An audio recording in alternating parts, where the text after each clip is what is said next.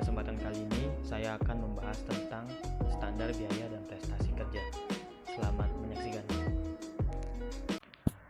Standar biaya dan prestasi kerja. Nah, sebelumnya kita harus tahu dulu apa pengertian dari standar biaya dan prestasi kerja. Yang pertama kita bahas standar biaya. Standar biaya adalah besaran biaya yang ditetapkan sebagai acuan penghitungan kebutuhan biaya kegiatan, baik yang bersifat umum maupun yang bersifat khusus. Nah, standar biaya yang bersifat umum adalah satuan biaya berupa harga satuan, tarif, dan indeks yang digunakan untuk menyusun biaya komponen masukan kegiatan yang ditetapkan sebagai biaya masukan. Sementara, standar biaya yang bersifat khusus adalah besaran biaya yang dibutuhkan untuk menghasilkan sebuah keluaran kegiatan yang merupakan akumulasi biaya komponen masukan kegiatan yang ditetapkan sebagai biaya keluaran.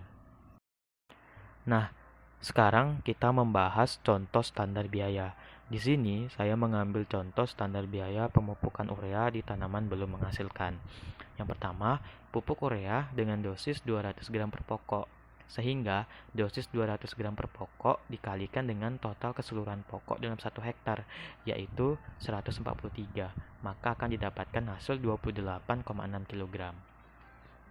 Kemudian, harga per kilogram pupuk urea yaitu 4.570 dikalikan dengan jumlah pupuk urea dalam 1 hektar yaitu 28,6 kg, maka akan dapat hasil Rp130.702 per hektar. Kemudian yang kedua yaitu output pekerja dalam 1 hari yaitu 3 hektar. Jika harga output pekerja dalam 1 hari Rp120.901, maka akan didapatkan hasil Rp40.300 upah pekerja dalam 1 hektar. Sehingga total biaya keseluruhan dalam 1 hektar dalam kegiatan pemupukan urea di TBM yaitu Rp171.002.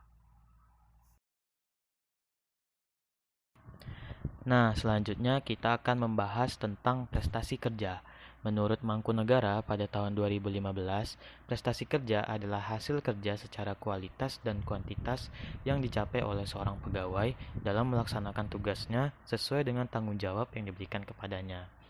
Kemudian, ada juga faktor-faktor yang mempengaruhi prestasi kerja, yaitu faktor kemampuan, faktor motivasi, dan faktor situasi. Yang pertama ada faktor kemampuan. Kemampuan pegawai terdiri dari kemampuan potensi dan kemampuan realitinya. Artinya, pegawai yang memiliki pendidikan yang memadai untuk jabatan dan terampil dalam mengerjakan pekerjaan sehari-hari, maka dia akan lebih mudah mencapai pekerjaan yang diharapkan. Oleh karena itu, pegawai perlu ditempatkan pada pekerjaan yang sesuai dengan keahliannya. Yang kedua, ada faktor motivasi. Motivasi terbentuk dari sikap seorang pegawai dalam menghadapi situasi kerja. Motivasi merupakan kondisi mental karyawan, yang artinya seorang pegawai harus siap mental, mampu secara fisik, memahami tujuan utama target kerja yang akan dicapai, mampu memanfaatkan dan menciptakan situasi kerja. Dan yang terakhir, ada faktor situasi. Situasi yang dapat berpengaruh terhadap prestasi kerja adalah adanya kondisi ruangan yang tentunya tenang, iklim suasana kerja yang baik, sistem kerja yang mendukung tentunya akan mendorong terciptanya prestasi kerja yang tinggi. Nah, sekarang kita masuk ke kesimpulan. Kesimpulan yang pertama, standar biaya dibuat sebagai estimasi pengeluaran sebuah kegiatan, sehingga perusahaan bisa menjadikannya sebagai sebuah pedoman untuk menyusun anggaran. Yang kedua, prestasi kerja menyatakan penilaian yang sangat bermanfaat untuk mendorong prestasi kerja karyawan sebagai penentu pengambil keputusan dalam pemberian imbalan dan menentukan rencana karir.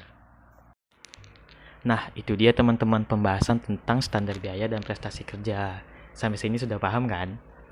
Saya juga mengucapkan terima kasih atas perhatiannya. Akhir kata, Assalamualaikum warahmatullahi wabarakatuh.